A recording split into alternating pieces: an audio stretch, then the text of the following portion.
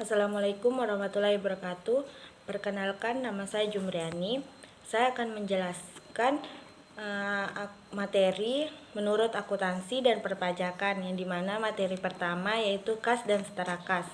Menurut akuntansinya, kas ialah uang tunai yang paling liquid, sehingga pos ini biasanya ditempatkan pada urutan teratas dari aset. Aset yang termasuk dalam kas adalah seluruh alat pembayaran yang dapat digunakan dengan segala seperti uang kas, uang logam, dan saldo rekening giro di bank.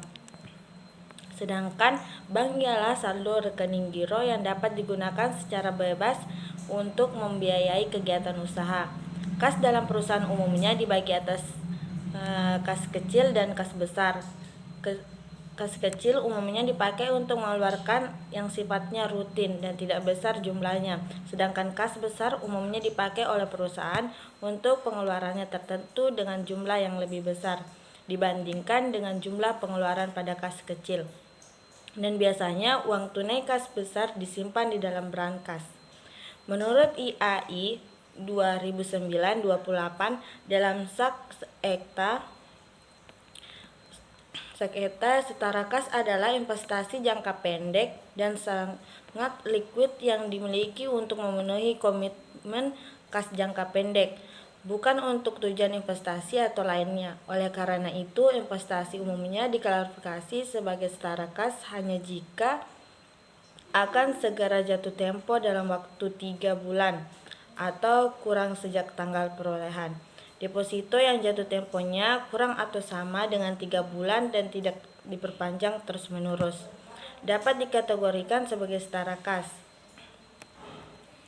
Dan menurut perpajakannya, penghasilan atas bunga deposito atau tabungan, diskonto SBI dan jasa giro dipotong langsung oleh bank pembayar pada saat pembayaran, pembebanan biaya pihak bank tersebut yang akan membayar penyetor PPh final tersebut ke kas negara dengan menggunakan surat setoran pajak dan melaporkannya ke kantor pelayanan pajak dengan menggunakan surat pemberitahuan pada PPh pasal 4 ayat 2. Pemotong wajib menyetorkan paling lambat tanggal 10 bulan berikutnya setelah masa pajak berakhir dan melaporkannya paling lambat 20 hari setelah masa pajak berakhir.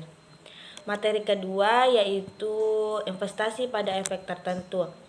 Menurut akuntansinya, dana kas mengatur ide kas ialah kelebihan kas yang tidak diperlukan dalam waktu dekat. Biasanya kelebihan dana dimanfaatkan dengan cara membeli atau menanamkannya dalam bentuk surat-surat berharga, baik dalam efek utang atau efek ekuitas. Investasi pada surat-surat efek harus memenuhi syarat-syarat aman, liquid, dan menghasilkan. Menurut IAI 2009-43 dalam etap, efek adalah surat berharga yaitu surat pengakuan utang, surat berharga komersial, saham, obligasi, tanda bukti utang, unit penyertaan kontrak, investasi kolektif, kontrak berjangka atas efek, dan setiap derivatif dari efek. Pengakuan dan pengukuran investasi pada efek utang dapat diklasifikasi dalam 3 kelompok, yaitu 1. Dimiliki hingga jatuh tempo, 2. Diperdagangkan, dan ketiga tersedia untuk dijual. Dan menurut perpajakannya, yaitu aplikasi merupakan surat peminjaman uang yang akan dilunasi dengan setelah jangka waktu tertentu. Umumnya aplikasi memberikan penghasilan bunga dengan jumlah tetap kepada investor. Jika dalam pembelian aplikasi termasuk unsur bunga berjalan, maka bunga tersebut harus dihitungkan sebagai penghasilan PPh yang dipungut atas bunga aplikasi yang tidak dijual di bursa efek. Tidak boleh dikapitalisasi tetapi harus dicatat sebagai pajak yang dibayar di muka PPh 23 dengan tarif 15% dikali penghasilan bruto. Sementara itu bunga aplikasi di bursa efek dikenakan PPh final PPh pasal 4 ayat 2 sesuai dengan peraturan pemerintah. Mungkin itu saja dari penjelasan materi saya.